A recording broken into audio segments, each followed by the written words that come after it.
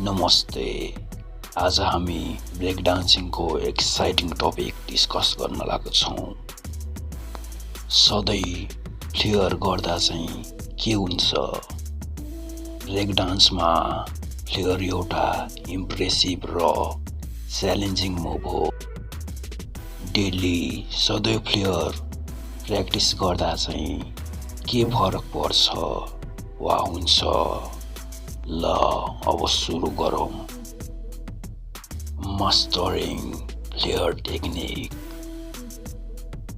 Practice make perfect. सधैँ flair गर्दा हामीले आफ्नो फ्लेयरको टेक्निकमा इम्प्रुभमेन्ट देख्न थाल्छौँ र फ्लेयर गर्दा हामीलाई अझै कम्फर्टेबल फिल हुने गर्छ। सधैँ फ्लेयर प्र्याक्टिस गर्नुको कारणले गर्दा हामीले आफूमा नोटिस गर्न थाल्छौँ कि हाम्रो कन्ट्रोल र हाम्रो बडीको ब्यालेन्समा इम्प्रुभ हुँदैछ भनेर र हामीलाई फ्लेयर गर्दा अझै सजिलो हुने गर्छ। हाम्रो बडीले फ्लेयरको मुभमेन्टलाई एड्याप्ट फिल गर्ने गर्छ र फ्लेयर अझै सजिलो तरिकाले हामीले गर्न त सक्छौँ नै र हामीले आफ्नो फिट बडी पाउन सक्छौँ। Engage core strength and upper body endurance. Flare गर्नको लागि हामीलाई धेरै कोरको स्ट्रेन्थ र अप्पर बडी इन्ड्योरेन्स चाहिने गर्छ। सधैँ प्र्याक्टिस गरेर हामीले हाम्रो abdominal muscle, lower back, shoulder र आर्म्स इङ्गेज चलाउने गर्छौँ।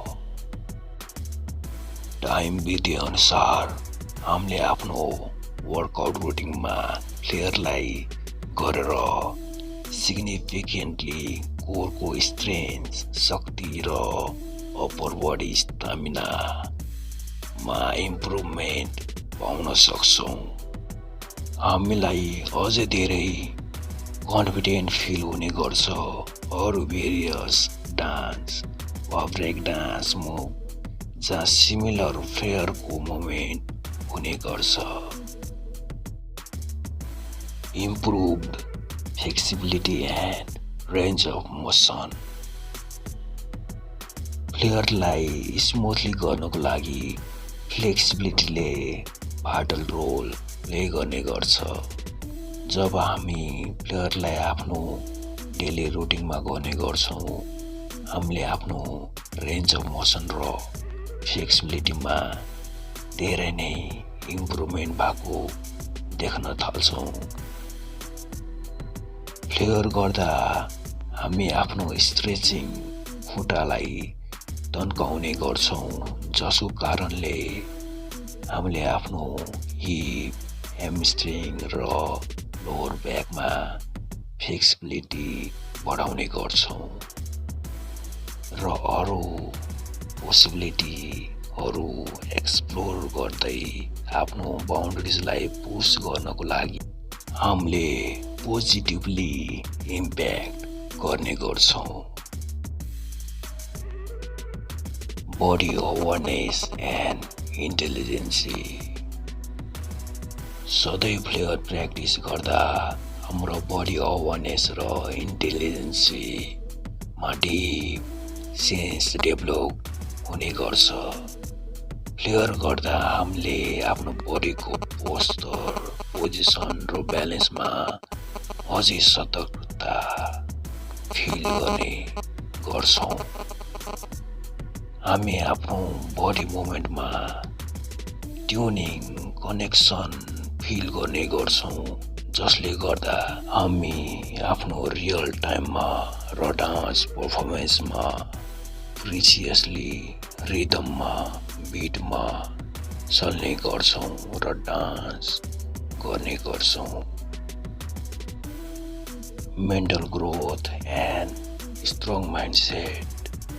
फ्लेयर च्यालेन्जिङ हुने गर्छ र सधैँ प्र्याक्टिस गर्दा हामीले आफ्नो माइन्डसेटलाई स्ट्रङ गर्न सक्छौँ। जब हामी प्लेयर गर्दाखेरि धेरै ल्यान्डिङ फलिङ गर्ने प्रोसेसमा आफ्नो प्लेयरलाई एचिभ गर्ने गर्छौँ र त्यो प्लेयरलाई एचिभ गर्ने जर्नीमा हामीले आफ्नो डिटर्मिनेसनलाई नि डेभलप गरिरहेको हुन्छौँ, जसले गर्दा हाम्रो माइन्डसेट स्ट्रङ हुने गर्छ र डान्समा पोजिटिभली इन्फ्लुएन्स हुने त गर्छ नै र रियल लाइफमा नि पोजिटिभली स्ट्रङ माइन्डसेट डेभलप हुने गर्छ। सर्टमा भन्दा सधैँ प्लेयर प्र्याक्टिस गर्दा धेरै बेनिफिट हुने गर्छ। प्लेयरको टेक्निक, कोरको स्ट्रेच, फ्लेक्सिबिलिटी र बडी अवेरनेसलाई बढाउँदै हामीले आफ्नो मेन्टलमा पोजिटिभली इम्प्याक्ट गर्दै हाम्रो स्ट्रङ माइन्डसेट हुने गर्छ, जसले गर्दा डान्समा त ट्रान्सफर्मेसन हुने त गर्छ नै र हाम्रो आफ्नो लाइफमा नि पोजिटिभली ट्रान्सफर्मेसन हुँदै स्ट्रङ माइन्डसेट डेभलप गर्ने गर्छ। यही थियो सधैँ प्लेयर प्र्याक्टिस गर्दाखेरि के हुन्छ भनेर सर्ट एन्ड पावरफुल पोइन्टमा। अब फेरि अर्को भिडियोमा भेट्नेछौँ, त्यति बेलासम्म टेक केयर।